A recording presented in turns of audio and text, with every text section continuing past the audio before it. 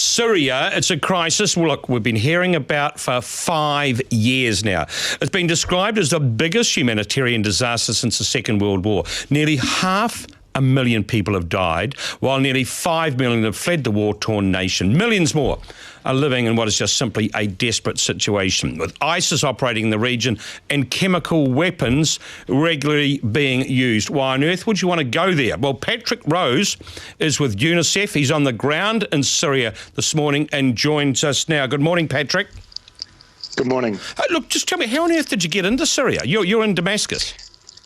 I'm in Damascus, that's right. There's no sort of working airport to take you in and out of Damascus. You have to come in overland from Lebanon, so you have to come through Beirut and then, of course, go over the mountain. And there's several dozen checkpoints between the border and coming into Damascus. It's a highly militarized situation with checkpoints every couple of kilometers, really. So it's definitely not an easy way in or an easy journey.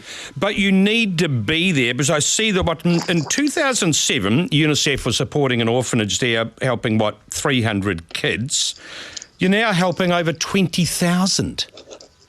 Yeah, that's right. I was able to go and visit this orphanage yesterday, and it was really remarkable to hear some of the stories of, just young people, young kids, young girls and boys in their teenage years. Some of them sort of just broke down in tears as they talked about, their father walked away 4 years ago and he never came back, and they don't know what happened to him. He could have been conscripted in the military or, killed by a mortar or any number of things. And I met a young mother who has 3 kids whose husband was killed in a mortar attack. And so, these are the kinds of stories that every single person in Syria has. And of course, that becomes 20,000 is a fraction of what the overall suffering is. That's 20,000 families who don't have a primary breadwinner. And so the children are in great risk.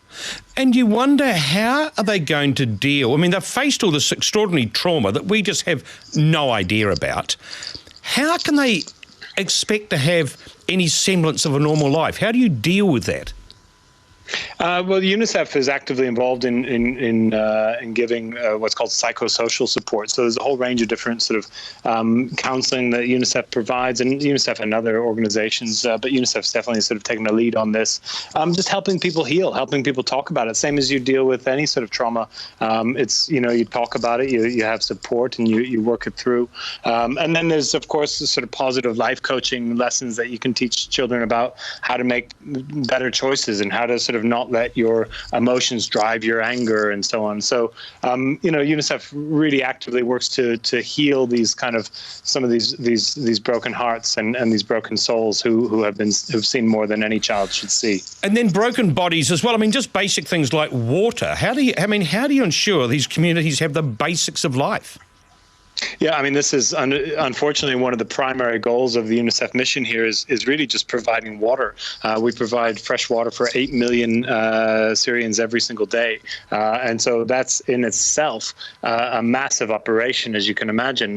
Part of that is trucking. Part of that is rehabilitating systems that have been blown up or missing parts or broken. In the last sort of pause in the fighting in Aleppo, the first people that we sent in were electricians to help fix some of the pumps that have been broken in there. So, UNICEF's also drilling wells all around the place in order to sort of make sure that there's sort of water systems that can't be cut off by either side of the fighting, because water is being used as a weapon, food's being used as a weapon. And so the more that we can give communities a direct source to water means that they won't be sort of vulnerable to that sort of that really brutal sort of tactic of warfare. Look, just finally, Patrick, I mean, you're there in Damascus. There are people you can get to that UNICEF can help.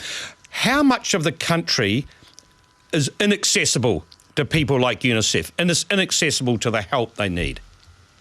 I would say very little of the country, to be honest. I mean, UNICEF there's me as a guest of UNICEF sort of trying to share some of these stories with the New Zealand public. Obviously, they take security concerns and precautions to ensure that I'm kept safe. But of course, my colleagues don't have that luxury. They're sort of getting into cars, driving into homes. They're driving into areas that are held by opposition forces, areas that are held by ISIS, areas that are now, the Turkish army is involved in on the ground in Syria. So, you have all these different factions, and UNICEF continues to just be straight down the middle, an even neutral player. We don't look at anybody's politics. We're just there to help the children. So, we like to say that there's no child too far, and I can really see that at work as we sort of prepare convoys and get things ready to go. Patrick Rose in Damascus.